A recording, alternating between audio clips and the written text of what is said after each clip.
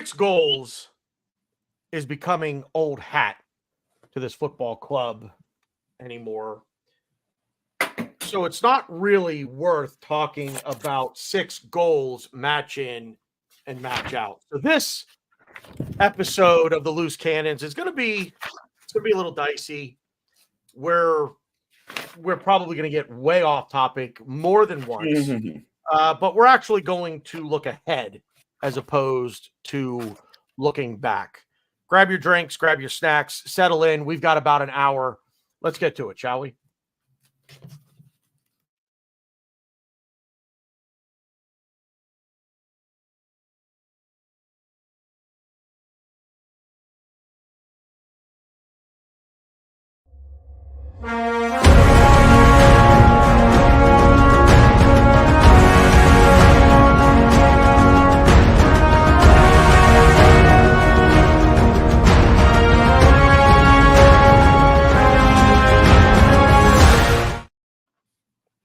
I do really feel like that is very Pirates of the Caribbean now that you brought that up. The Jack Sparrow thing. That's yeah. Oh man. And now I'm probably gonna have to watch Pirates of the Caribbean movies at some point. Just to scratch that itch. How we doing, fellas? Doing great, thank you. It's a bit of a later start in the week. I had a hiccup earlier in the week, so I wasn't able to go with the analytics show with the real Ryan. Hopefully he forgives us. But we'll be back next week because we're going to have a lot to talk about next week. Full slate, which we will get into. I guess let's just kind of start with headlines, if you will. We're kind of doing this on the fly here, folks. This is live YouTube television, so.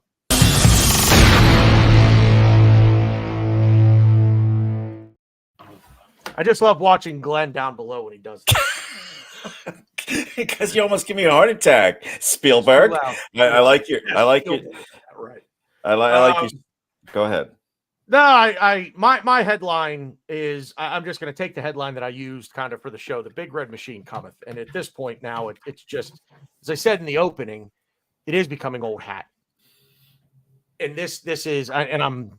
Glenn, I hope anyway that you get the Big Red Machine reference. Of course, Cincinnati Reds. There you go. 1970s. Johnny Bench, Joe Morgan, George Foster, Pete Rose. Careful now, you're comparing. Careful now, you're comparing Arsenal to a baseball dynasty, dude. Don't do that. Well, yeah. I mean, whew. Those are some good baseball teams. I know. Man. We look really stacked. We look stacked like that Reds team. Yes. That's what I'm going with, man. The Big Red Machine cometh, and it's like. So I guess my question to you guys is this: at what point do the expectations become unrealistic? Because 5 against Crystal Palace, 3 against Liverpool, 6 against West Ham, 5 against Burnley, 4 against Newcastle, and now 6 against Sheffield United. Oh, by the way, with a big fat 0 thrown in there for good measure against Porto a few weeks back. But do we have to let me ask you this. Do we have to temper expectations? Whoever wants to jump in. I'll let Ryan go first. I've been talking a lot. Go ahead, Ryan.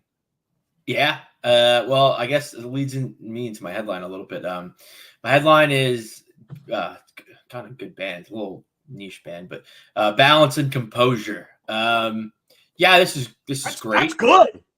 This is good. Really, really good. But you have a really big game against Porto coming up, where all bets are off. We have to give them the treatment we gave to Sheffield, and it's going to be a little harder. And we're going to have to give Man City a treatment hopefully similar to Sheffield, but it definitely will be harder.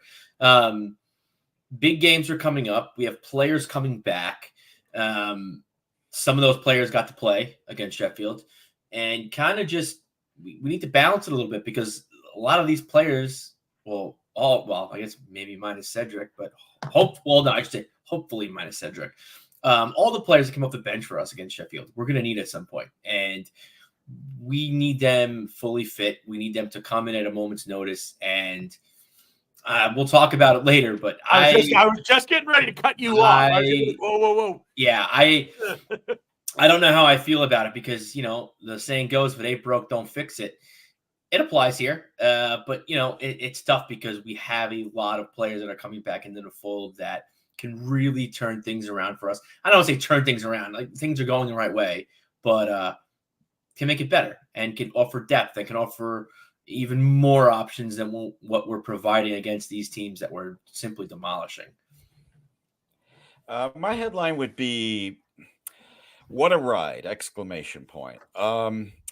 And for me, I try to say it as many times as I can, and it's a line that you first used, BG, which was "enjoy the ride," and that's what I'm doing. You talked about expectations and what's realistic and what's not. That all depends on the individual. So you're asking this individual. This individual says Premier League title. Yeah, I'll be really disappointed if we don't win it, especially the way we're playing right now. But you want to talk about unrealistic expectations from my point of view is the Champions League. I think that experience is going to cost us in, holding up that ultimate trophy this year. But Premier League title, right now, I'm feeling it. So enjoy the ride. The unrealistic expectations thing, the question is more, I mean, we're not going to continue at this pace, right? We're not going to keep up at I mean, we've got to be averaging roughly 4.5. I was on this show multiple times when I think it was right when we lost the City, and I'm like, City's not going to win out. Like, City needs to win out. They won 14 straight. And they won 14 in a row last year. They didn't go unbeaten. They won. They won all 14 Premier League games to win the title. So can I just interject real quick? Did you guys hear Arteta say that we can't lose the rest of the way? 2 draws at the most. I was shocked that he said that. You look at the math. I didn't hear it. Was that in his press conference from earlier today? Oh, I heard it a couple days ago, so I'm not sure when he said it. I'm sorry. I know he said it. It wasn't one of my. What did he say? It wasn't that. It was. He said that. Well, it was. No. It was that. He may have just actually said it. I mean, this is that's all the time. I mean, All right. So I interrupted you guys. Please continue. I feel bad, but I knew I wouldn't get that in if I didn't say it. Do you expect us to maintain the average through the end of the season? Gosh. And that's the unrealistic expectations isn't big picture stuff.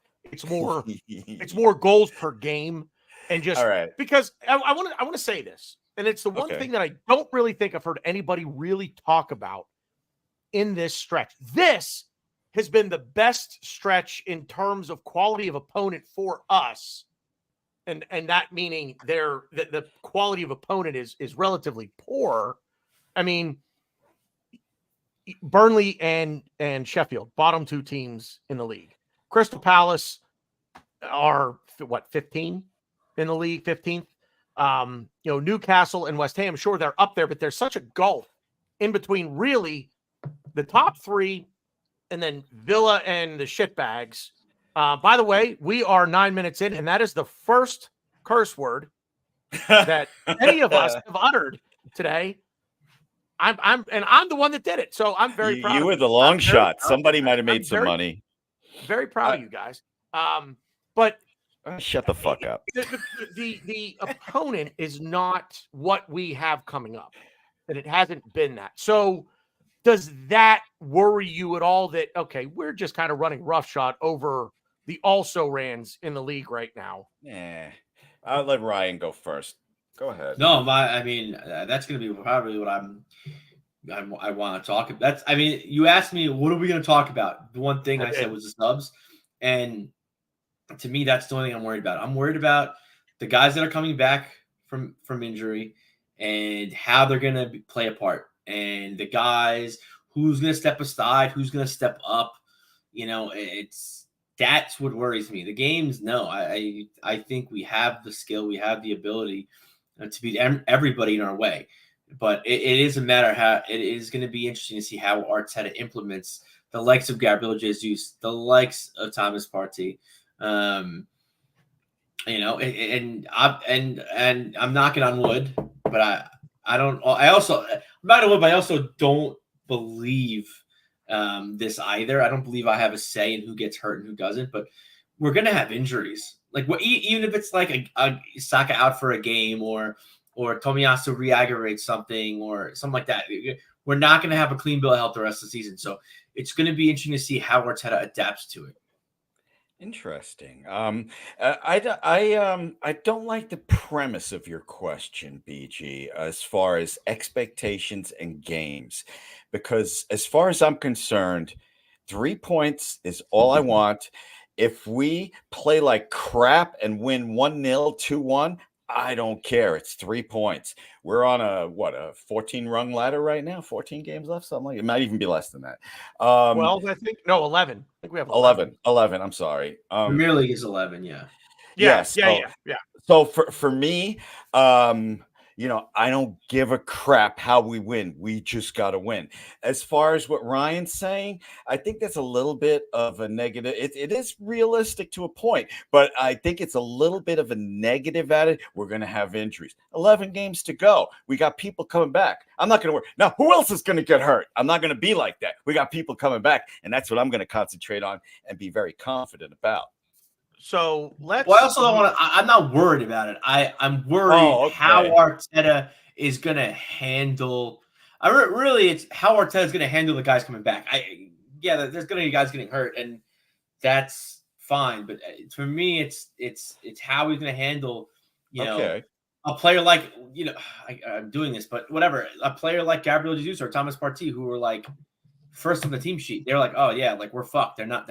We don't have them. We're fucked now. Like. They haven't played, and we've been dominating teams. And I haven't even thought of Gabriel Jesus in the last couple of months. I mean, and we don't know how I feel about Thomas Partey. So it's going to be interesting to see because he's going to get them in. He's going to get the minutes because, they are vital pieces to our puzzle. Okay. Oh, yeah. You want to talk about it? Sounded like period. You wanted to talk about Partey later or something, so I won't say anything now. Yes. Okay. Yes. Well, I think this is a good segue into the subs conversation that we're going to have, because I didn't hear. Did you both give me your headlines? I wanted to hear them. I gave mine. Yeah, mine was enjoy the ride! ! Or something boring. like okay. that. All right, next. Where we going? All right, so yes, kick off Partey. Because I don't know how you want to talk about it, and I definitely have some thoughts on that guy. Well, what I was going to bring up were the substitutes from Monday evening, I guess, because saw a few comments, and you can include me in this. Although the more that I thought about it, the more I've come around on it. So the substitutions that we made on Monday night, I can wrap my brain around 4 of them. And the other one is kind of like, well, and Ryan, I think you said this, you either tweeted it or you said it on a show last week that he's basically like our 12th man. He's going to be the first guy. If he doesn't start, he's going to be the first guy off the bench. And that's Trossard. So he was the one that I couldn't quite wrap my brain around. But the other 4, Cedric, if you're gonna bring in, if you guys can hear the dogs barking, I'm sorry. It's all right. Hopefully it's not that loud.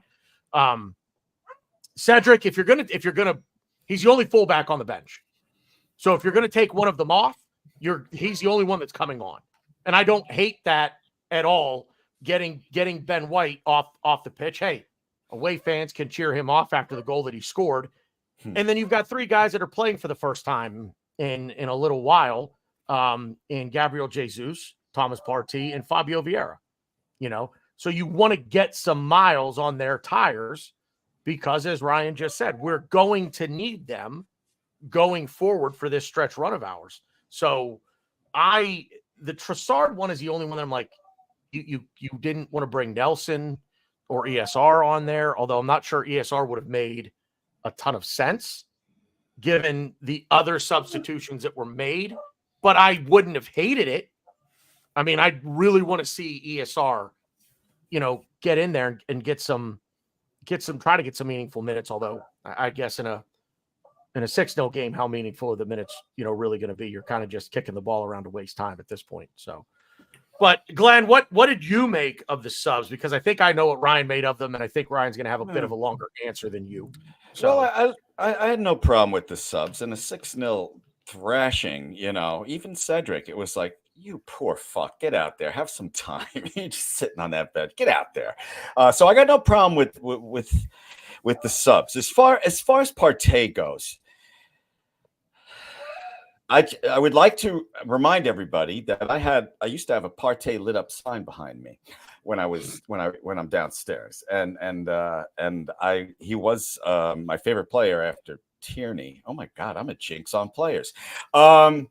So Partey, as far as I'm concerned, on the depth chart, he's behind everybody except El Neni.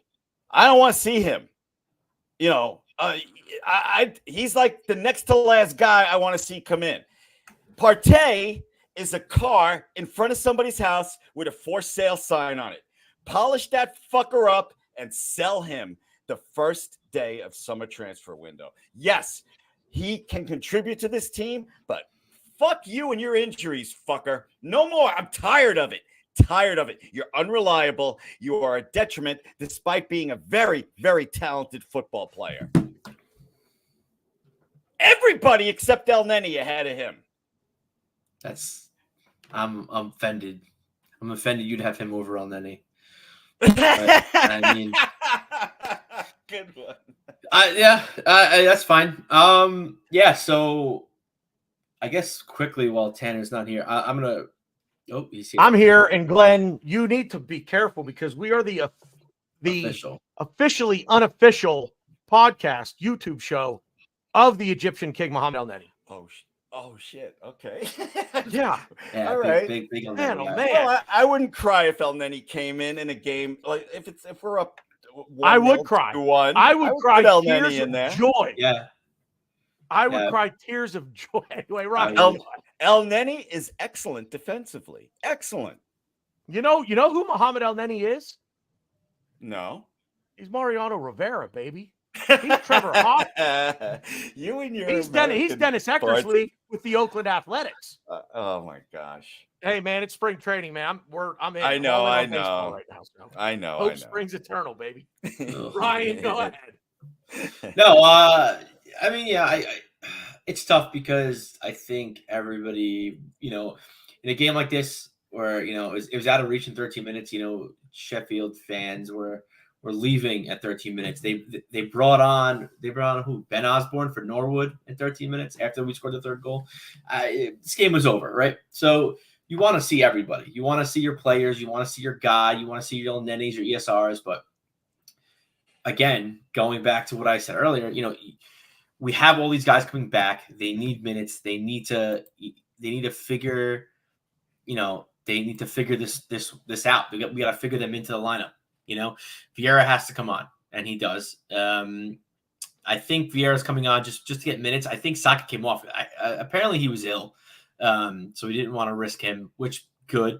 And I think the first player is Vieira. Fine, I get that. I did think it was interesting that it was Vieira that came on first, and maybe not Jesus. But then I don't think it would have worked with a Havertz, Jesus, Martinelli front three. But that makes sense. Even Jesus makes sense. Partey, obviously, all those three guys are easy, make sense. They need minutes. Jesus is a guy we need for Porto. He just has a great Champions League record. We need to keep that going. I don't even know if he's back early enough to where I would start him against Porto. But he's going to play some substantial minutes and important minutes and meaningful. Well, I hope he doesn't play meaningful minutes. Hopefully we just thrash him 5-0 like we did Sheffield at halftime and we don't have to worry about it. Thomas Partey, obviously we haven't played with him in a while. We're playing such different football, but what his skill set and what he brings to the table would make us tremendously better. He is an upgrade. At his peak, he's an upgrade to what we are currently doing, which is crazy to say because we're thrashing teams. You hit the nail on the head with Cedric. It's not a Cedric sub. It's a Ben White sub. Ben White's been playing week in, week out. He needs a rest. He's our only he's our only fully healthy fullback. I mean, you could say Kivior, but Kivior's not a starter. Ben White's our fully healed, fully fit fullback. He needs to come off, and Cedric was our only defensive player on the bench. So he comes on, and then Chassard is interesting. And the thing I'll say about Chassard, Glenn, would you like to say something before I talk about Chassard? You're muted. Might want to unmute your mic. Glenn, you're muted. No, keep going. I like this. Keep going. I just want to ask you a quick question. I'm very sorry to interrupt you. If the City game was this weekend and you had to choose between Jorginho starting or Partey, who would you pick? And then I'm not even going to say anything, no matter what your answer is. I'm not going to say anything and let you continue. Look, I'm muting myself again. Go ahead. It sucks because I don't want to say this, but I would say Jorginho just because, I mean, Partey had 30 minutes. But we'll get into that. And then Chassard, I think you gotta keep him sharp. He is our 12th man. He needs to come on. He needs to, I don't want to say he needs to feel like part of the gang, but I think at a moment's notice, if a player gets hurt or if we're adjusting a little something here and there, he's the guy that we needs to know all the games. He needs to know the game plan, frontwards and backwards, as if he was part of the starting 11. I would have liked Nelson to come on. I would have liked DSR to come on, but I get it. I don't agree. Well, I guess I kind of do agree with it because I think, again, he is someone that is going to be very important. We're coming to 2 big games in Porto and City, and having everybody on their A game, tip-top shape is what you need. And I hate to say it, and it sucks to say, but currently the way we're playing, the way we are, Reece Nelson and ESR should not be playing either Porto or City. You need to keep Chassard fresh. You need to keep him kind of sharp and on the ball. And I didn't like it. I think I tweeted that I didn't like it. I tweeted that why isn't ESR coming on? Why isn't Nelson coming? Because to me, I think either or really Reece Nelson or ESR. I think they score. They come on. I don't know. I had that feeling. This is definitely a game ESR. I heard a stat about ESR. Tell me if I'm right, because it was during the game and I was really high. Has ESR not scored in almost 2 seasons? Is that true? Or am I just imagining shit? Right. I mean, it's probably right, but he hasn't played in 2 seasons. I know he's been hurt a lot. I was not saying that in a derogatory sense. No, I know, but it's not. I guess it's. I don't think it's an interesting stat because it's you haven't scored. Guess what? I haven't scored in the Premier League in 36 years. How crazy is that stat, right? Wild. Well, you know what it is? It was. I'm not that old. We had to find something to root for in a 6-0 game. I'm like, who do I want to score more? Yeah, I remember the announcer saying that.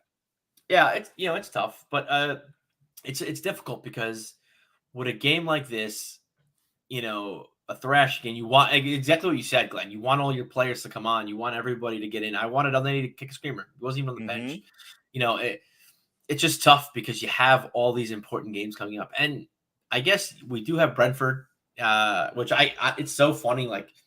During the Sheffield game, after the Sheffield game, I kept forgetting we have Brentford on Saturday. I'm just we got City and Porto, 2 crazy, 2 awesome games. Maybe Nelson and Nias make cameos against Brentford. I mean, it's tough because Brentford's going to be a tricky game. It's what everyone likes to call. Everyone likes to call it a tricky game. Every game's a tricky game in the Premier League. This is the game where we're going to kind of look ahead to Porto, look ahead to City, and we're not going to come prepared for Brentford, which I think is going to be interesting. Their whole back line is injured. They're missing so many pieces. We almost should beat them worse than we beat Sheffield, just based on their injuries and the way they're playing. But again, you can't look ahead. You got to keep plugging away, and hopefully Arteta picks the right 11 against Brentford with Porto. I mean, I guess not really City in mind, but definitely with Porto in mind on Tuesday. I'm going to look it up while you're talking, BG. But I mean, every game in the Premier League is tough. And if I remember right, Sheffield gave a tough time to City and Liverpool. I'm not sure. I'm going to check that now. But they gave them a tough game, if I remember right. So there's no easy game in the Premier League. And I think worrying about Brentford. Were you talking about Brentford? Worrying about that is silly, in my opinion. Yeah, of course you're a little bit worried because it's the Premier League and anything can happen. That's what makes it the best league in the world. Like we were all confident going into Sheffield United, but there was always that little thing, man, they could give us a tough game. Now, BG, you talk. I'm going to look it up just to make sure. Again, I'm not imagining that Sheffield gave Liverpool and City a tough time. Or it might have been a combination of one of those two and another. But go ahead. I'm so sorry. I'm babbling. It's fine. I don't know, man. I'm looking back at. I'm looking back over the course of this calendar year to this point, and I'm just like, I hear what you're saying, Ryan, and I don't necessarily disagree with you. The logical side of my brain is saying you're spot on, and there is a massive potential for us to look ahead to Porto, to City, and kind of like, yeah, okay, it's we're not all the way here with Brentford. I just don't see it though. I just don't mind. What I've seen over the last 2 months is saying to me, we're not going to overlook them. And I think this is, I've talked about this for at least a month now, where I want to be the hunter. I don't want to be the hunted. We saw how that turned out last year. I don't want to be the hunted. I want to be the hunter. And I think going into this, we have the first game this weekend. So we don't even get to see what the Joneses are doing to even know how to keep up with them. We, this weekend, we're the pace setters. Thank you. Because if we win Saturday. That's right, they're on Sunday. We go top of the league. That's right. That's and exactly I think that right. alone. Now, do we stay there? It doesn't matter. They're looking up at us. It doesn't matter. When they play their game, they're looking up at us. It's a great point, Glenn. For 24 hours, they're going to look up at us. And so looking past Brentford, if there were no chance, let's say everything's the same, but we're far enough back where we're not going to go top of the league with a win, I'd buy into that line of thinking. Given the circumstances that will surround this game, if there were ever a game where I could see us actually scoring 10, it might be Saturday. You better not. Because I think they are going, I don't know, man. I think they're going to be so fired up to, first of all, come home and do it in front of our fans under the lights. Right. So jealous. And with everything that can happen, granted, for 24 hours, for not even a day. It'll be 22 hours. But it can happen, and all of a sudden we're the pace setters for 22 hours. I think we're going to come out all guns blazing. Go ahead, Glenn. I feel like I'm going to burst. Okay. I agree with all you need to go to is that something you need to go No, not that way. Not in that way. No, I feel like I'm going to burst because I just want to say this. Not in that way. I just want to add to what you just said and also add to what Ryan said just before. A little bit worried about Brentford maybe. I don't know. I'm not putting words in your mouth, Ryan. You can correct me after I'm done babbling. Okay. No easy games in the Premier League. So sure, you can worry about Brentford. But look at this. Well, you can't see this. I'll read it to you. In Manchester City, they only beat Sheffield United 2-0. Okay. For those of you that think Aston Villa is a top 4 team, I feel bad for you. And they drew with Aston. They drew with Aston Villa 1-1 at Aston Villa. Okay, you get the point I'm making. Chelsea was at home. Only beat Sheffield 2-0. And there are more examples, but I know I'm boring you. So, yeah, worry a little bit about Brentford, but everything that BG just said, let those fuckers look up at us when they play their game. And you know what? Wait a minute. When we win, if they draw, Liverpool's tied with us, but goal differential, baby. There it is, Ryan. There it is. You knew it was coming. Yeah. I guess, and you know, it's so funny. I'm going to be a negative Nancy again. I guess I shot down your goal differential, and I'm going to shoot down. I don't. I'll shoot down your other thing. I don't think City and Liverpool are gonna like look up at us when they play. Like, oh man, Arsenal beat Brentford. They're ahead of us. What do we do? No, it's a No, big I game. didn't That say that. all I didn't say that. I didn't say you said that. Actually, the other motherfucker said that. You didn't say that. Language. Oh, Sorry, wow. sorry. Yeah, it felt weird coming out of my mouth. Yeah, it's another game. Wasn't it you No, two? I don't think. I guess you Tanner thought that I think that we're not thinking about Brentford or we're not going to be prepared. I do, but I think as someone as a person who I can look ahead to Porto and Man City because I don't have any effect on the subs. I don't have any effect on who's on the bench. I don't have any effect on who starts or any of that stuff. But I kind of want to see players get more minutes. I think Partey needs more minutes. I think Jesus needs more minutes. I know Jesus' knee injury needs to be monitored. We can't overuse him. I get that. I think we don't play someone like a Jorginho. I think we need Jorginho against Porto, so I don't think he plays at all against Brentford. There's just little things that I think Arteta needs to kind of look at and be kind of like, okay, yeah, I'm not looking past Brentford, but I personally think that if we don't start Jorginho, we could still beat Brentford. I think that if we give Partey meaningful minutes, regardless of what the score is when Partey comes on, I think we'll beat Brentford. Same goes for Jesus. And I don't know about Vieira so much. I can't figure him out. I don't really know what his best position is. And he had that really, really awesome game against Fulham earlier in the season. So like I know he's a good player, but like I don't know how he fits into the scheme and how he fits into the thing to everything. Yeah. So Can I just what? add this about Vieira? Can I just add real quick? As far as Vieira goes, I don't know if you guys remember this from the FIFA games, but for players has that something special. I think Vieira has that something special, and we'll eventually see it very soon. That's all. I interrupted you again. I'm sorry. No, I don't. Oh my gosh. Okay, it's fine. I just don't know what you're talking about. Because you said you don't know what Vieira is going to give you yet, and I couldn't just shut up for that. No, I know, but I don't know what that's. I don't know what you're talking about. FIFA, it says something special. I don't play the game, so I don't know. If a player is has a lot of potential, it's a scouting report thing on the video game. It'll give you like a little sentence about who the player is or what he could possibly be. One of the things is has that something special. Thank you. That's what. There's another one that says leader of men. That's my favorite one, by the way. The leader of men one is my favorite one. So Ryan, go ahead. I'm sorry, I just couldn't sit still when you were saying you're not sure what Vieira is going to give us. You were so good at judging talent. Yeah, settle down, Glenn. He is. Thank you, Glenn.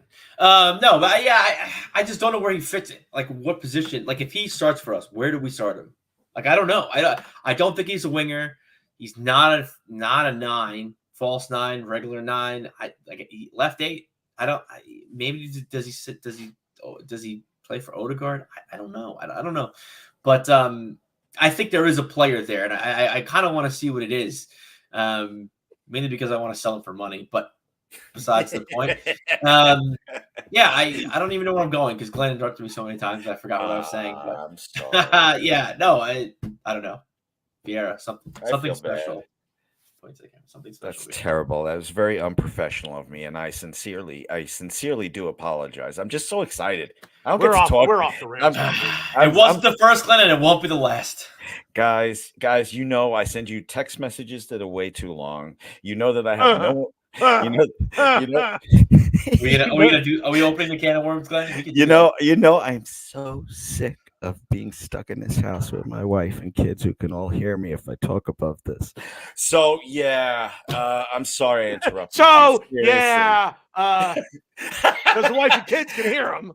They can't hear you. I got headphones on. So anyway, Ryan, no, seriously, I'm really sorry. Glenn, it's okay. All right. Yeah, I don't really know where else to go here. I mean, we've talked about Brentford. We've talked about the subs. I mean, what do you got? What do you? I'm gonna ask. I'll take it somewhere. I'll ask you guys a question. Oh, So Vieira, Partey, Jesus, what kind of minutes do you want from them against Brentford and against? I guess we'll talk about Brentford and Port. I won't go to City. City's so far away. Yeah, still. no, we're gonna have almost 3 weeks to talk yeah, about so it. It's like leading up to the freaking Super Bowl. Yeah. What? Anyways, yeah. How do you guys want those guys minutes managed in Porto and Brentford? Because I think I specifically who now? I guess I won't say Vieira. I would say mainly Partey and Jesus because not too long ago they were guys that like had to be in an 11. If they weren't in our 11, it was like, oh shit, what do we do? Glenn, you want to go first? You want me to go? Okay, yeah. This is a relatively simple question. Okay, depth chart: Partey and El Neni here. Everybody else here. Partey, I don't care. He'll get minutes. We're a good team when he's in there. I'm sick of him. What was the Such other an easy question, yet you didn't answer it. Congratulations. No. There was I was going to answer it in the next thing, but I forgot what the original question was. Yeah. Oh boy. Jesus Christ. Boys and girls, don't shut up. Do drugs. Who says I did? Who says I did drugs? Yeah, that's even worse. What was your question, Ryan? I'm asking you. I got blinded with my. Okay, specifically with Jesus and Partey. Okay, I remember. Like, how do you, as far as just the Porto and Brentford games, just those 2 games alone? I would love. How do you want them used? Do you want them start? Do you want them to come off the bench? Do you not want them to do anything? Do you want to just save them for City and be like, don't even touch the field? What do you guys think? I think Jesus was pressing last game, but 75% of the time when he was pressing, he looked freaking good. I'd like to see him start against Porto. I think we're forgetting how good he is. So did that answer the question? Well, yeah. Do you want to start against Brentford? Do you think he's not ready? If he has a good game against Porto, he can start against Brentford because we got that damn 19 days off. It's kind of crazy that we play Brentford before Porto. Yeah. So gonna be hard to predict that, right? Mm-hmm. But yeah, that's my answer. Glenn, how high are you right now? Oh my god! Why would you? What? I answered the question. Yeah. No, you didn't. I just asked you how high you are right now. No, I didn't answer that. Why should I answer that? Why? Mysteries are part of life. What? Shut up! Come on, let's go. We play Brentford. Listen to me. We play Brentford Saturday. We play Porto next Tuesday. Saturday's before Tuesday, in case you're so wondering. It's going to be hard to predict.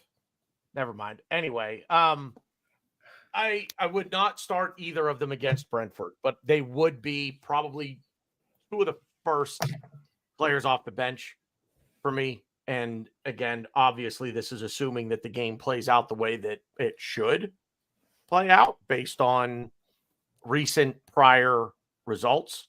So I would say that getting them another solid half hour, because I think Gabriel Jesus and Thomas Partey are actually 2 players that are tailor-made to play in the Champions League. They've been there, they've done it, and I think given everything goes to plan on Saturday, give them some more minutes. Hell, if it's 3 or 4-0 at halftime, I'm making a halftime substitution. That's just me. That's what I would do. But I would bring them both on. If that's the case, I'd bring them both on and give them 45 minutes and say, okay, we gave you 25 minutes, half hour on Monday. Let's give you 45 today, 2 days off. Hopefully then come Tuesday, they could both start. Now, I'm going to counter your question with a question of my own leading into Tuesday. If you're going to start, let me ask you, answer your own question, and then I have a question of my own for you, Ryan. Yeah, I think I'll be honest. I'll pull back on the JC thing. I don't know. Again, they've both been hurt. They're battling injuries, so I'm not I'm not upset about it. But Partey and Jesus were not good against Sheffield. I didn't think they were good at all. I'm like, oh yeah, they definitely. Partey was better than Jesus, but there was nothing. It's funny. I think the opposite. I think Jesus was better than Partey. Whatever. Regardless, Wow. I think they were both. I just think they were both not good. I'm not going to compare which one was better. I think they both just weren't good. But again, they were hurt. Wow. They're coming back from an injury. You're coming into a system that is evolved 20 times over. Like, I get that. I wasn't expecting for them to come on the pitch and not miss a beat. That I'm not upset about it at all. But yeah, it was a little like, it's still, you know, when you see the best of both players in an Arsenal shirt and they come on and you're just like I know I shouldn't be expecting the world from you, but like, I don't like this. This isn't fun to watch. I'm bored.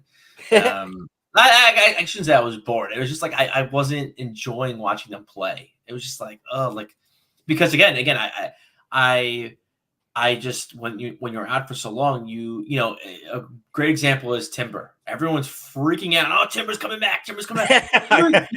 Timber hasn't played a full meaningful game for us, and people are acting like he's gonna win us the Champions League and win us the Premier League. Like, it's is he in training though? It's okay to be optimistic. He's in training. So he's in training, but he's not. He's still training by himself. He's not fully integrated. Oh, I didn't know that. He's still training by himself. I'm sorry. Well, I didn't know that. He has trained with the team, but he's not like. It's like the step below. He's not in full-fledged training. Okay. He's training a little bit with the team, a little bit by himself. But like my point is, you know, like you have these views, you have these images of certain players, and you always view them at their highest form, you know. And when you see Partey, or you know, I guess that's people, life, my friend. No, I was just gonna say it. When you take a cheating skank of an ex-girlfriend back, you think about all the good times. But in the end, she banged the whole football team, and you're like, oh, like, yeah, but she was like so great to me, and she brought me soup in bed. It's like, yeah, but she also. Anyways, I don't want to talk about MI anyway. But you know, yeah. So we, you know, it was tough. It was tough for me to watch. It was tough for me to see them, and I'm also not the biggest Gabriel Jesus fan. I think that we've evolved past them. And personally, I kind of want to. I'm jumping ahead and kind of going above what you're asking me, Tanner. But, and I know Ornstein said that we're looking for a striker, and I do believe we're going to get an opportunity in the summer, and it's going to be very interesting to see how we use him, you know, this season, because I do believe we've evolved away from Jesus, even though Jesus has such a good, you know, track record in the Champions League. I got to say this, BG, before you move on to whatever's next, because we're talking about metaphors and you know, how, you know, you can plan to get substitutions done or not done, but I don't think you can do that with football games as much as you guys want to do it. And I'll give you an example of my very first trip to London, and I promise I'll be quick. If you haven't seen part 1, it's on my YouTube and Twitter. When I went to London, I knew I was getting there at night, and the next day I had all planned out: the stadium tour, the War Museum, and then whatever the F I wanted to do that night, which wound up being the Book of Mormon, because it was a 4-minute walk from my hotel. The next day I was meeting Danny from Birkham Wonderland at his home, and the day after that was the Arsenal game. But I had free space everywhere until I left Monday morning, and I just went along with how, you know, what I was doing. I had my map, I had everything close to me that I wanted to see, and you know what I needed to take to get there. So I don't think you can plan as much as you guys are doing. You have to have some loose points, you know, where you, I got to do this. I don't want to play Partey here, but I'm going to have to. Shit like that. Did that make sense? Or am I really high? I don't know. Really I kind of get what that didn't make sense. No, I kind of did, but I don't know. You guys have this firm in cement thing about this guy gets this guy gets this guy gets nothing. You can't do it that way all the time. No, I get what you're saying, but you have to plan around these players. You have to plan Thomas Partey, we have big games coming up, and if we get past Porto, we're gonna have bigger games coming up. So you need to integrate Jesus, you need to integrate Partey, you need to find minutes for them. You can't just have them sit on the bench, and then when someone gets hurt, you go, oh, Kai Havertz got hurt. Okay, Jesus, go on, and expect him to do the same thing that we've been doing. You need to integrate him. He needs minutes, and it's the same with Partey. And it's going to be the same for Tomiyasu. It's going to be the same for Zinchenko. It's why do I feel like I'm missing someone else? I don't know, but I think you named it. Jorginho? Did you say him? He's on hurt. Someone that's hurt. That's like just coming back. Someone that's hurt is coming back. Yeah, okay. That's not Vieira. Okay, I can see your point. Zinchenko. No, I said him. Ortiz, Jesus, Vieira. That's it. Timber. Okay. Yeah, no. Well, Timber would be a bonus for me if he came back. I know you guys think I'm like, yeah, he's coming back any day now. I don't think that, especially now after Ryan said he's like it's second tier training, not first. Well, I mean 3.7% in chat, and it's kind of what I wish I said that first, but he's doing warm up drills with the team, but he's not like doing full contact or anything like that. Okay. So my expectations have been lowered even more, but they weren't way up there anyway. I like where we are, boys. I like where we are. Well, my question was going to be this: if everything goes to plan Saturday, and you want to start, and I'm not saying that either of you want to start Jesus against Porto, but if you do, who do you drop? Means it's got to be Havertz. Yeah, that was in my head, and Ryan said it out loud. I'm like, Havertz, don't say Havertz. He can't be it. And Ryan said see, me personally, I sit Jorginho because we need goals, we need to score. I want everything forward. But like Jorginho does offer that. But then I don't know. I like Rice in the left 8. Like the Jorginho Rice is great. It's nice. I like it better than the Havertz Rice. I think the further up which is going to sound crazy because it's not like Rice is, scoring goals and doing amazing things in the opponent's 18-yard box. But the further up the pitch Rice is, I think the more effective he is for us. The more he offers us, at least on the ball. Off the ball, I think he's probably better playing at the 6 off the ball. But I just at the left 8, his pressure, his ability to just snuff any kind of, anything created by the other team, like trying to build out. It's really helped us out. It's really helped us put a squeeze on Newcastle, on Sheffield, because before they even try to start, it's before they even start attempting to start going. Rice are like, no. This. I'm the captain now. I'm on this field. I'm commanding. We have the ball. We're going to score. You're not getting any. You're not going to counterattack us. You're not leaving this third. This is our third now. Isn't it nice to have depth, boys? It's lovely. I never thought. If you told me last year, I'd be saying Partey belongs with El Neni on the depth chart. I'd be like, you're crazy. I would never ever say that. But you get sick of it after a while. So I don't mean to be negative. I'm sorry to be negative. But hey. Whoever starts, I'm fine. As far as I'm concerned, not only are we watching Arsenal evolve into one of the best teams in the world, evolve. I didn't say that we are there yet. I'm watching our manager become one of the best. Who the fuck wouldn't want Arteta as their manager right now? Wow. We are living in some great times, boys. Leverkusen. I'm sorry. I get excited. I have not been this excited about an Arsenal team. United, I guess. Since people think Ten Hag's better than Arteta. It's funny. Yeah. He makes me laugh. How many people wanted 10? We're not going to get Ten Hag. Oh, boo-hoo. I said it.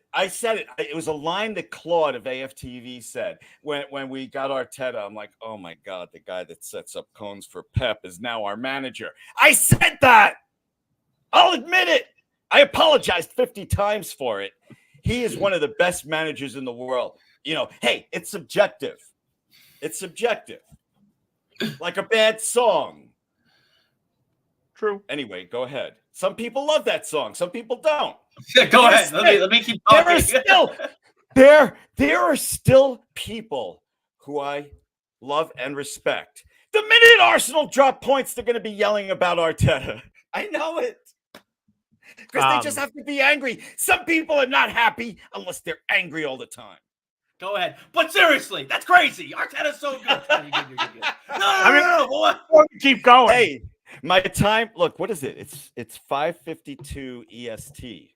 That means in 8 minutes, at any point, my phone could go off. And when you hear My Chemical Romance, that's my wife saying time's up. What was it before? Oh, it was just some like foghorn or something, wasn't it? Oh no! Last time it was the air raid warning.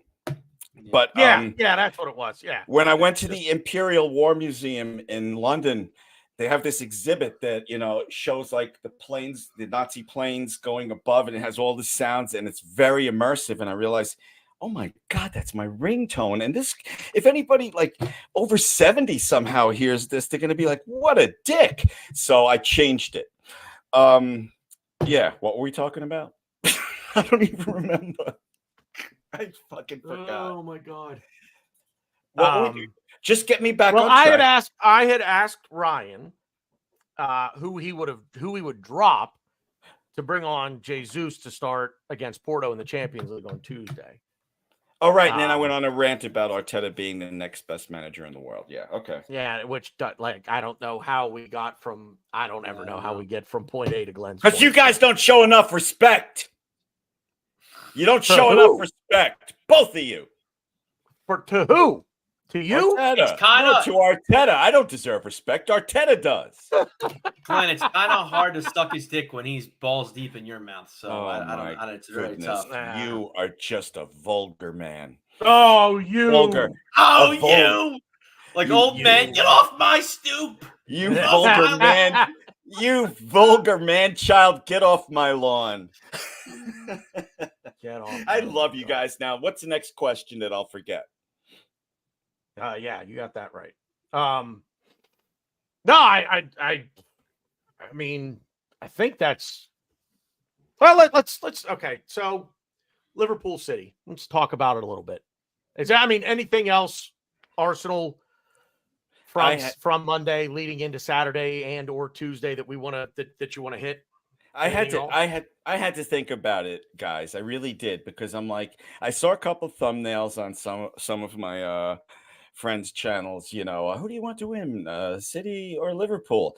And I thought to myself, that's a stupid ass question. But talking with you guys, I had a revelation, which is when we win Saturday, they're looking up at us, and if it's a draw, we're first for a week. Preview of the end of the season. So I would root for a draw. I mean, who wouldn't? Any Arsenal fan would root for a draw with those two teams, if you think about it.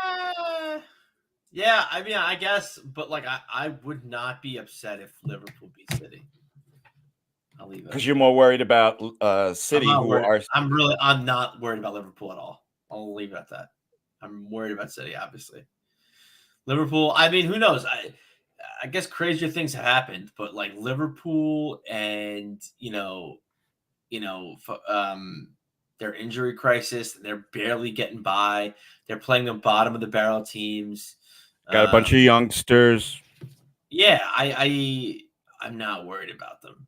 I think they're a good team. I'm not. City or been there, done that. That's why I would like. It would be nice. I wouldn't be upset if Liverpool beat City. But yeah, no. Obviously, everybody wants a draw. That's just apparent. But yeah. Are you guys are you going to watch? Are you interested enough that you're going to watch? I will be at work, so I will not be watching. But that sucks. If I wasn't, I probably would, because I'm very curious how City are going to line up against a team like Liverpool, because Liverpool are obviously Liverpool, but then it's like they're so depleted of injuries. I don't know how serious City are going to take them. They're going to take them serious, obviously, but it's more of just. I don't know. It's just going to be interesting. But yeah, it's. I say I'm going to watch a game like that, and guys,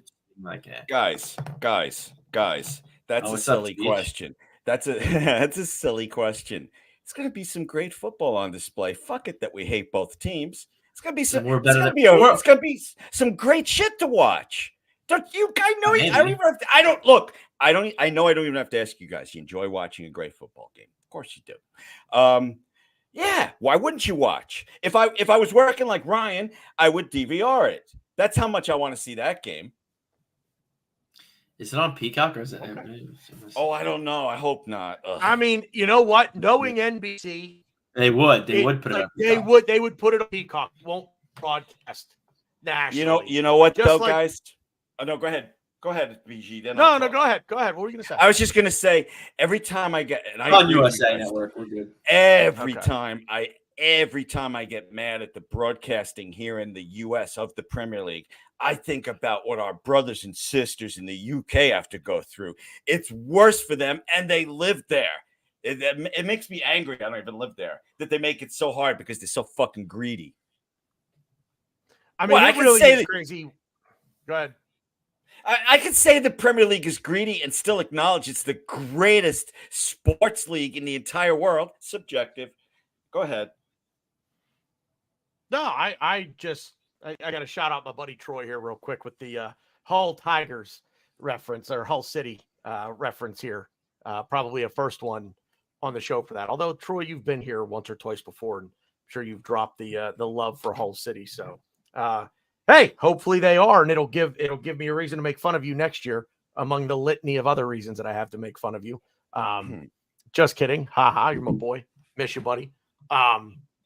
No, I will watch. I put out a thing for the Steel City Gooners to see if anybody was going to meet up at our pub to watch the game, and I figure I'm off on Sunday. Let's see what happens. I may show up there and watch the game, and good opportunity to hang out and chat with people. Get to know some folks who are part of the group, and without being fully focused on our game.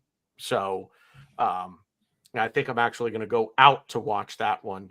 And look, like Glenn said, it should be one of the best games of the season. Hopefully, Liverpool get Mo Salah back, but I think Konate went off today against Sparta Prague with an injury.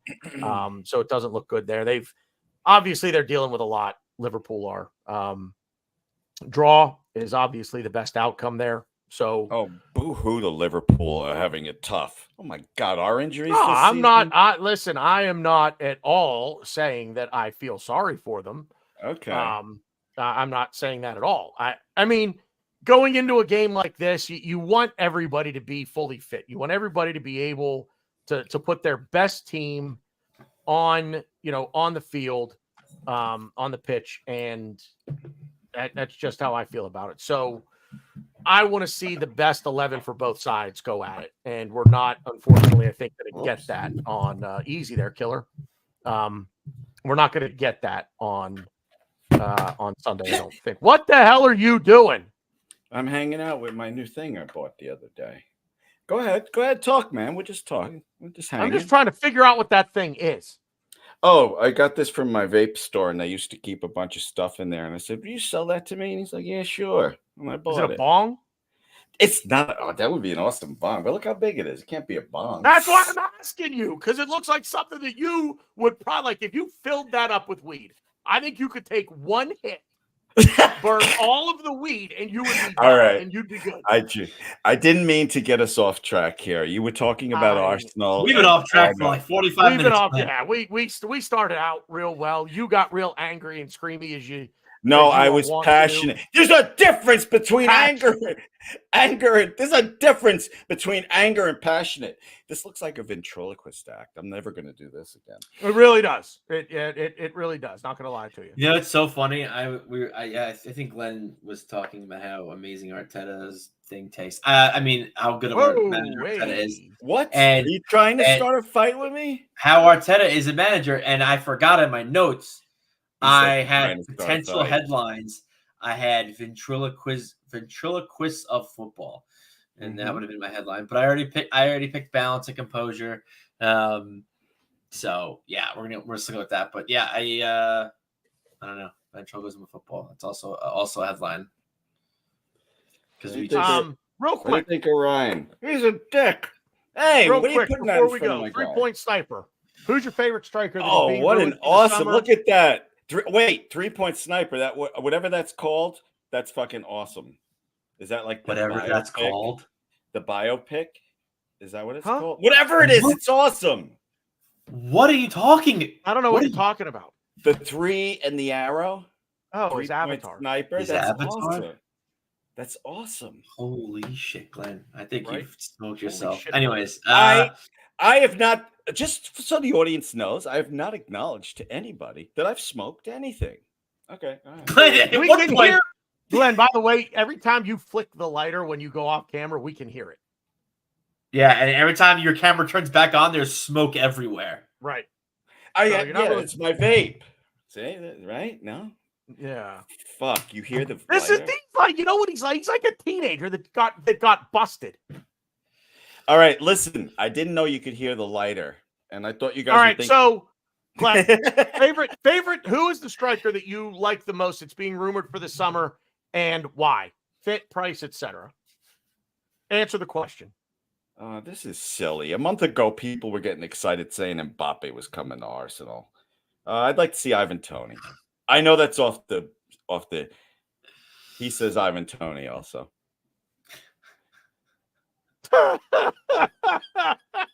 What? Nothing. He says Ivan Toney. Ah, There it is. Ivan Toney. You know what that thing reminds me? And since we're on a baseball kick, I might as well say, all right, Glenn, all right. It's Joe Boo from Major League. Trying to tell me Jesus Christ can't hit a curveball? Yeah. Glenn, I muted you because your phone is so loud. Oh, sorry. He didn't even know his phone was going off. I was just gonna say that. He didn't even know his phone was going off. All right. Fuck you guys. To everybody watching now, to everybody watching later, thank you so much. My video will be out shortly. I'm working as hard as I can. Part 2, Glen AFC London. I'm trying to show people what it's like to go and the Arsenal, the stadium tour to a game. I'm trying to show you what it feels like. So it's taken me a while. Thank you so much, BG and Ryan, for your patience with me. I'm high as balls. I gotta. Yeah. I'm high as balls. Oh my God. Honestly, I will say to the viewers that might have been the highest I've ever seen him. That was bad. I thought he was like he's like borderlining, like I think he's drunk. I don't know. Oh, cool. You can't see my eyes. I'm gonna fix that in a minute. No, that's fine. I fucking don't. Yeah, Ollie I like Stan shots. I think Ollie Watkins is a great shot. I think he's having an amazing season for Villa. He's playing so fucking good. But they're not. We would pay out the ass for him. Oh my God, he's $100 million easy. No, we would have to pay $100 million just to talk to him. We're paying way more than $100 million, I think, for Ollie Watkins. I forget his fucking name. I don't know how to pronounce it, but I'll just do the. Oh, come on! Get out of my head! Get out of my head! Because someone a G and there's a Y, SX. He plays for Sporting in Portugal. Yeah. I love him. So here's the situation. I think based on the way Arteta plays, based on our system, I don't think we need a complete rebuild, but I do think we need to bring in a youth striker and a now striker. I think Bane guy is a now striker, but we need to bring in a youth guy. I mean, I don't know what the plan is going to be. I'm not saying this guy's going to be our answer as far as a youth, but Biereth, who's playing in Austria for Sturm Graz, he's playing really well. He's scoring goals left and right for them. I think he can be an option for us. I think he could definitely play in Arteta's system. Yeah, I don't know. We could definitely. I don't know. I don't really know what kind of approach. I mean, is the youth guy going to be someone that's like 17, 16? But yeah, I would probably say those two. But I definitely the Sporting guy I think is a now thing, and yeah, I think we have the proper backup and proper depth right now to be, to like if he doesn't work out, because he is older and there is a chance this guy doesn't work. He played for Swansea, he played for Coventry, he's played everywhere. So yeah, I don't know if it's definitely a definite, but the way he plays, I think fits Arteta's system, I think the best. And I think he would probably be on the cheaper side compared to, an Osimhen or an Ollie Watkins. Ollie Watkins is someone, I would love. I think he's probably perfect, but I think he's like that mix of like he's still young, so he can kind of be our striker for a while. But yeah, I don't think we're spending that much money. Osimhen's good too, but my final answer is the guy from Sporting. I agree wholeheartedly with that. I think it's Yorkis. I looked this up. Yeah, something. Yeah, I think it's something like that. I think is how you say his name. And if I were quicker at this, I'd be able to pull the picture up right away. I'm gonna actually add it on, but I'm doing that right there. What are you doing? I'm just holding it up to the camera so you can see the face. I also love that celebration. Oh my god! So 3-point sniper wanted to know why. That's why. I just think it's like that is the reason why. Like, I'm not going to get in some long drawn out. He fits tactically, or he's this or he's that. I want to see him score a goal for us. Find the camera, run up to the camera, and do that. It's the stupidest. It's just stupid, but I love it. I just love it. I don't know why. I love it. It's just fun. I don't know. And it's funny too because like I like Trossard, but like I think I don't know. I think with players, okay, great. I think when players have certain celebrations, and then when we sign like Trossard, when he first did this, I was just like, oh my god, it hits different. It's just it comes out. It's just awesome. But yeah, I think here's how you say his name: Victor Gyökeres. Okay, Gyökeres.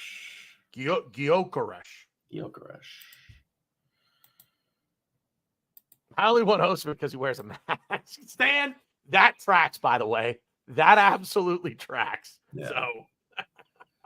So, for those who have not seen a show with Stan, Stan is very big in the acting world of acting. And obviously, if you look at his avatar, he also does enjoy a superhero or two every now and then. So the mask thing, the superhero thing, that's wrestling for masks. Yeah, mask, yep. The wrestling thing too. But you know who we haven't heard from for a while, speaking of masks, is the Arsenal Luchador. Yeah. I haven't heard from the Luchador. I think if we get Osimhen, I think we'll hear from him. It would be fantastic. Yeah, the Luchador definitely would need to. He's working behind the scenes to secure have an appearance or two somewhere in there. But anyway, give me a final thought, and we're gonna get out of here. Yeah, I mean, Brentford's a typical trap game. It's a look ahead spot. I don't think we're gonna look ahead. I think we're gonna be focused. But what's gonna come down to, it's just gonna be interesting to see what Arteta does. How is Arteta looking? How is he looking at this game? How is he looking at the Porto game? Because what the 11 he plays against Brentford could be very telling on who's going to play against Porto. But also he's a guy that just plays everybody every day, so we could just have the same 11 we've been playing, against Newcastle, against Sheffield. So, which I wouldn't hate it, but I guess in my brain I'm looking toward Porto, and I don't want to risk certain players. I don't want to. Jorginho is so old. I don't want to risk. There's no need for Jorginho to play against Brentford. There's just no. I don't want to. I know he's a professional football player. He should be able to play every day, 90 minutes. But he's just old and slow. I don't want him to play. Well, but yeah. So I'm just I'm excited. I'm excited for the Brentford game.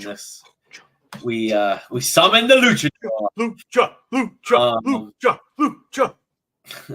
No, yeah, but I'm. He was watching the whole time. He was just biding his time, working behind the scenes. Yeah, I mean that's it. I mean, I just hope we keep this thing running. I hope we have that balance. We have that composure to just look ahead at the game in front of us, even though I'm not going to. You know, and just keep that balance. You know, work Partey and work Jesus in. So like, if injuries happen or if things happen, they get it. They get into the 11. They get into the system, and it's flawless. It's like, you know, it's like Havertz never left. It's like Jorginho never left. It's like Rice never left. It's like Trossard never left. So, yeah, it's gonna be a good one Saturday. Hopefully, I really wanna. That's sorry. This is the last thing I'm gonna say.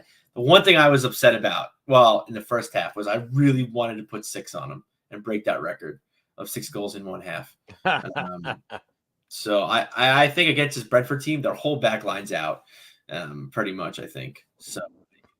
Yeah, I mean, and you know, I think there's also a shout to not embarrass a team as well.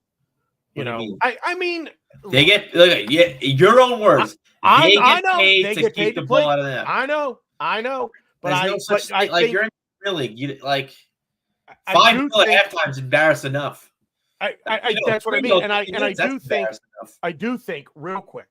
I do think that in the second half we took our foot off the gas. And I do think, especially after the 6th goal, I think it was who scored the last? Was it Ben White? No, who scored the last? Yeah, Ben White. I don't think we took the foot off the gas. I think our subs were just not good. I don't think Vieira offered nothing. I don't think they were. I don't know, man. I think they just looked rusty. They all looked rusty, which that's part of it. Yeah. See, the thing for me with Jesus versus Partey was this. I saw Jesus have opportunities to just shoot the ball, and he was like, no, I got to dribble a little bit more. Yeah. Shoot the ball. Like, you had 2 clear-cut goals that you, like, absolutely, if you just shoot the ball and you're on target, it's going in. And he chose not to shoot, but he didn't even pass. He was doing what Martinelli was doing earlier in the season with this. I'm going to dribble myself into a trap. I'm going to dribble myself to death. And that's exactly what Jesus. I'm like, what are you doing? Like, I'm yelling at the TV, shoot the ball. Like, it's not. And like, I'm yelling at the TV because it's like, it's right there. Like, you don't get a better goal scoring opportunity than the 2 that he had. And he tried to make another move and he lost it. And it's like, what are you, is that rust, or is it, I mean, I'm not asking this question seriously, so don't feel like you need to answer it, but it's kind of like, is that rust? Is he overthinking it? Like Stan said, is he overcooking it Is he overcooking it? Yeah. Or was there a directive like, hey, unless it's a blatant tap in, you're literally standing shoulder to post and the ball hits your foot, and all you have to do is turn your foot, the ball hits it and goes in. Don't even shoot the ball. I don't think that's a directive, but is that what he's thinking? Like, it's 6-0. Do I really want to bury them with a 7th? But I don't know. You know, I think they're rusty. I think the circumstances of the game probably dictated a less intense play style from the subs. They weren't brought on. The subs were brought on literally for fitness purposes only, and it's 2 ways. Get Saka off because he was feeling sick at halftime, is what I think Arteta said. And then you're muted, by the way. Oh no. Are you saying? I mean, he was ill. That's it. Yeah. Martinelli apparently got cut from a tackle or something. Arteta said it was not bad, although he did say in the press conference today they were waiting to see how they felt, I guess, tomorrow, as to whether or not either one of them are going to play. Who knows? But anyway, I think the subs, I think there was a significant drop in intensity. I mean, how do you come on at 6-0 and say, I have to be a difference maker? the game is gone at that point, right? So you come on as a sub. Your job is to run around and here again, put some miles on your tires, right? And that's really what I think those subs were coming on to do. So Vieira coming on for Saka at halftime was he was feeling sick, so let's take him off. Martinelli took a bit of a knock, so we take him. I mean, it looked bad. I thought he did his knee. Yeah, you guys said that. I was like, no, I thought he did his knee. The way that he was walking and what I saw, I'm like, there doesn't look like there's any contact there. He just did his knee. But anyway, so, but I think the subs were just fitness, whether it be to get someone off, to rest them, not force an issue, and conversely to here again, get guys on coming back from injury that need to get, some minutes under their belt and get going. So I think it's a hard game to judge the substitutes. Yeah. Given, like I say, if it's a 2-1 game, at 60 minutes, it's like, okay, go out there and put this thing to bed. That's your job. 6-0 at 60 minutes is like, let's just not do anything stupid. Let's get a little training session in out there, boys. And that's it. So, but that's a hell of a long last word, but or final word. Yeah. But anyway, shout out to chat, 3-point sniper, staying the man. The Arsenal luchador making an appearance in here for us. My boy Troy Queter in there. Troy Quetermeyer, Queterangelo. All that good stuff. What? I like that. I like that question from Sniper. I don't know if we can end. I'm curious what you think. Would you rather be Chelsea or United? Oh boy. Oh wow. Yeah. It's funny. I kind of think this is easy. Kind of. Not easy, but all right, go. Or do you want me to go first? All right, on the count of three, we both say it, and then we'll explain. Then we'll figure out who goes first to explain it. You ready? 1, 2, 3. United. Chelsea. Wow. Wow. All right. Why? I'm very curious as to why. I'll tell you why I don't want to be in Chelsea's position. I don't want to be. I mean, let's put the context that I don't want to be in either one. They're both really bad positions. I don't want to be in either position. I'd rather be in. I don't know what's a team that's like. I'd rather be in the Wolverhampton Wanderers. I'd rather be in Wolves' shoes. I'd rather be in. There's so many other teams. I'd rather be in Fulham's shoes. Not United or Chelsea for sure. But why Chelsea? I just think they have more talent. They have younger talent. They have guys.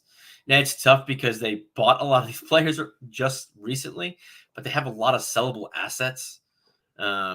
United really don't, and I think if one manager could turn the club around, either Pochettino or Ten Hag, it's going to be Pochettino. I don't think United are playing for the manager. So they have to fire Ten Hag, and then it's like, who are you going to bring in? And I don't know if they're not going to. I'm also not someone that rates Pochettino as high as the average football watcher, supporter. But I do think he's decent. But I don't think United, when they fire Ten Hag, can get a better manager than Pochettino. Just because, and also, like, you have to realize, too, like, the Liverpool job is going to be open. The Munich job is going to be open, and we know Xabi Alonso.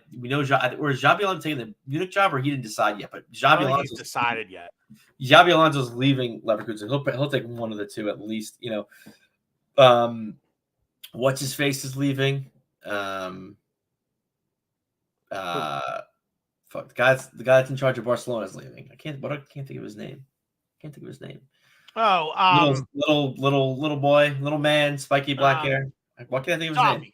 Yeah, Xavi.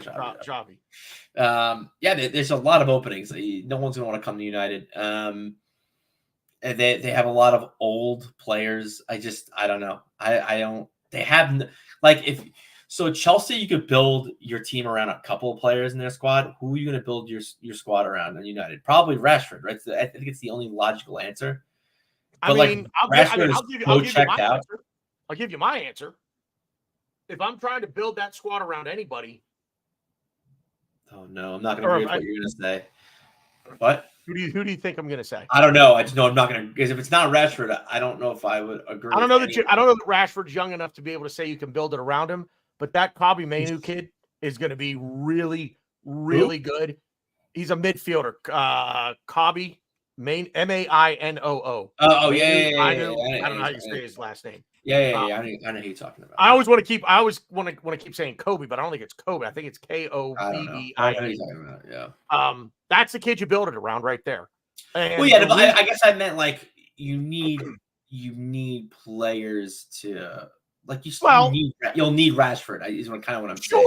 Sure. And I do think that they have. And that was exactly. I don't like. I was afraid you were going to say him. I don't think he's that good. I think he's a little bit of a dickhead too. I think he's a dickhead. I wouldn't build this.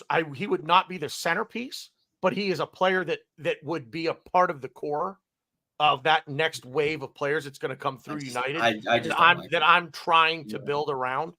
So when you look at players for us and you say, who were we building around? Bukayo Saka, Reece Nelson, Emile Smith-Rowe. And you really don't even want to say those three players because, I'm saying if you're going to name three players that came from our academy. Reece Nelson, Emile Smith-Rowe, those guys. Now, ESR and Nelson, obviously guys that really aren't getting the playing time. And I think they're better than Garnacho. But what they have, there's talent there. It's very obvious to see that there is talent there for him. It's a matter of reeling in his ego, and that 100%. Yep. Elanga is, I don't know if it was because I don't know what his situation was at United, but he is so good. Every time he comes on for Forest, I'm like, that guy. But here's the other reason why. The wall too. Here's the other reason why I'd rather be United than Chelsea, because any player that is looking to make a move, first of all, United and Chelsea come calling. Who are you going to? If they are the two, let's say everybody else is a tier below those two. So 2 English clubs come calling, United and Chelsea. You've got a couple of German teams not named Bayern, Dortmund, Leverkusen. So you see where I'm going with this. Stuttgart. Sure. You fuck. We're in third place in the Bundesliga. I know. Get at me, bro. If United and Chelsea are the two English clubs that come calling for me, I'm going to United. Because number one, if I'm a young player, I have no guarantees that I'm going to play. I might get shipped out on loan for all I know. And I don't and I don't know that I'm ever going to see the light of day in a blue shirt. Well, okay, yeah, that's a different question. Yeah, but second, I don't even know if my manager is going to be around in a month, for crying out loud. And how do I know that they're not going to go buy a player the following transfer window that's going to come in my position? And now not only am I competing with and or potentially blocked by someone else in my position, but now you just brought in my supposed replacement, and I haven't even kicked the ball for you yet. At least, and United's new, I don't want to call it new ownership, but they brought some good guys in. Those guys seem to know at least they've got a plan. And as far as the manager goes, I like Erik ten Hag. And I will say, Glenn has brought him up about, ten Hag, blah, blah. I like Erik ten Hag. The players I don't think he works at United, and I don't think he ever was going to work at United. I don't think he has the what's the word I want to use? I don't know if it's character. I just don't think hair, not character. Oh, the hair. I'm sorry. I thought you said character. I don't think he has that would have been a better response, but yeah. I don't think he has the presence to be the manager of Manchester. You look at Ole Gunnar Solskjaer, whatever is Solskjaer, like they haven't gotten it right. Really, honestly, I know exactly. Please tell me that we're going to say the same thing.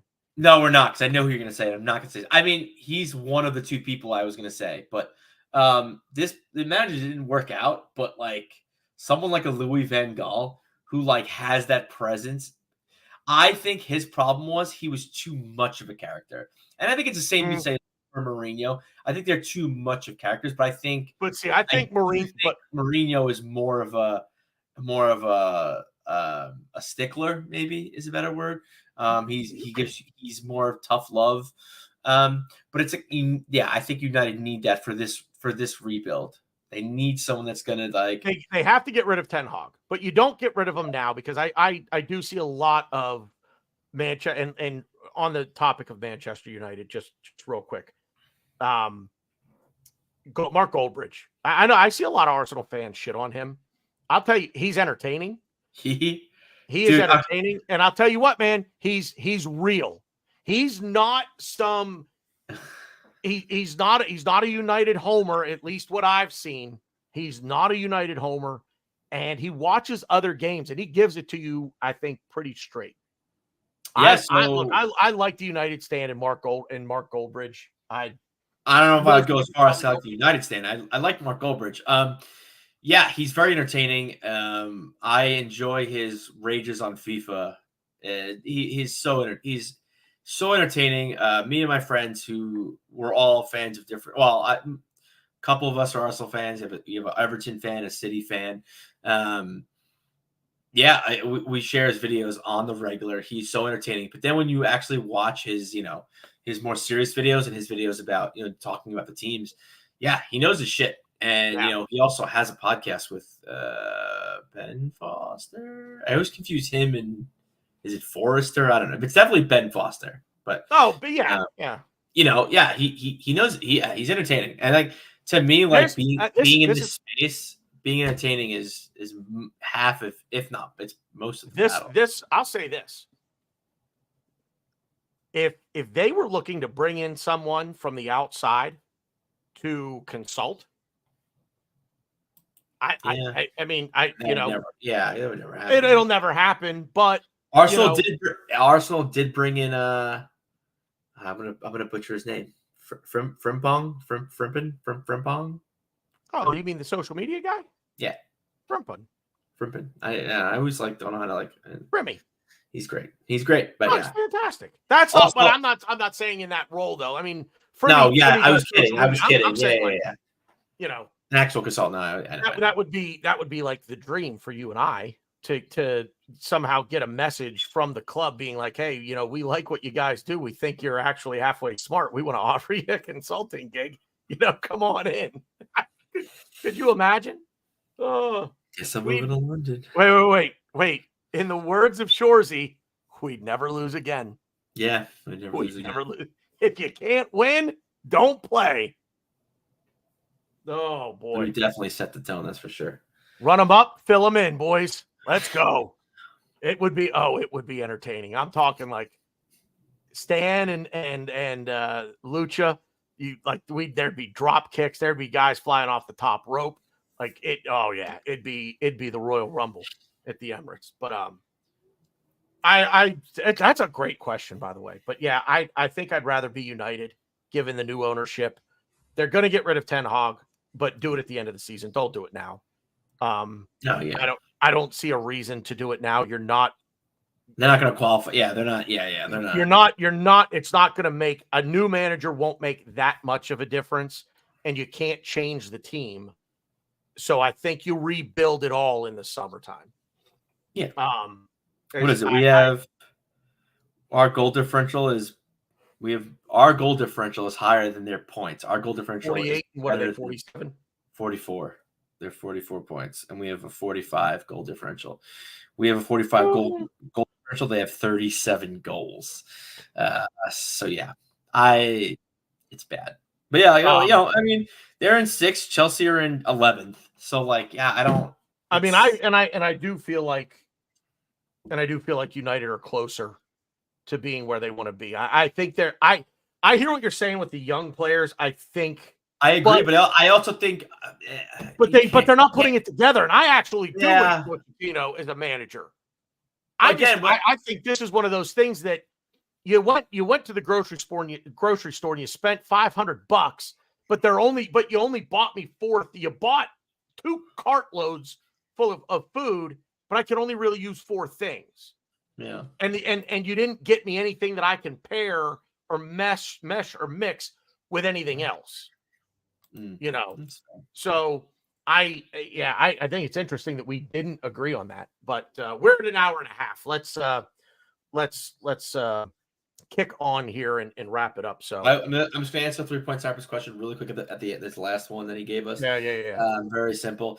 If he's playing over 90 minutes, then someone got hurt. Someone got hurt, and it's a devastating. I would say we're in trouble. I like Eddie. He's not for us. And I've been saying this for a couple seasons now. And even now since our system has evolved and like everything's firing on all cylinders, and like I think the majority of the players in this squad get it. We need to sell him and make some money. Simple answer, under. Yeah, and I hope under. I hope, and I wholeheartedly agree with what Ryan just said. If he plays more than 90 minutes, it's a devastating injury to someone who, sad to say, for Eddie is more important to this squad. Honestly, I won't say someone. I would say. Probably 2 people, yeah. At least 2 people. Yep. So, 3-point Sniper, good question. Stan the man. Arsenal Luchador making an appearance for us today. My boy Troy out there.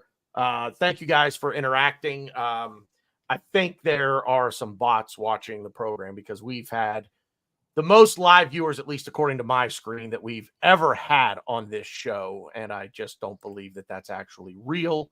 Hopefully it is, because that would be great for the viewership numbers. But anyway, we've got Brentford at the weekend on Saturday. That's a 12:30 Eastern time start. And then the big one, which is Tuesday night at home for Porto. We will be back next week, hopefully getting both shows done, both the flagship Loose Cannons and Arsenalytics show that we do with the real Ryan, and we can break down both games. So we're going to have a lot to talk about next week. So make sure that you are subscribed to the channel. Click the bell icon down there so that you get the alerts whenever we do go live and you're not just reliant on Twitter. Speaking of Twitter, we haven't done this for a while. Tell everybody where they can find you. Oh, wait, what? Oh, no. No, Twitter. Your Twitter. My Twitter handle is, it's so funny. It's my Twitter handle, and I always forget if there's an S in Bros or not. There is an S in Bros. Yes. The Twitter handle is @ArsBrosRyan. ARSE Bros BROS. My name is Ryan RYAN. Definitely. That's good spell. Yeah, you can find Glenn. He is at Glenn AFC New York. York rhymes with walk, YALK, not YORK. I'm the Bearded Gooner. You guys know where you can find me, at the Bearded Gooner. On Twitter, you can also find me on Instagram, same handle. No cute little outro video to play here today. We're doing some rebranding here. As you kind of saw, I was messing with some things during the show. Hopefully it didn't distract anybody. 2 big ones coming up, and then we get 19 days off. So we will definitely have shows coming up for you. So make sure you subscribe to the channel. Click the bell icon so you get the alert. Drop a like on the video for us, please. And thank you if you watched the replay, you made it this far. Thank you all very much for that as well. Leave a comment down below. Tell us what you think. That's it. We're going to get out of here. It's been good footy talk. We'll see you out there.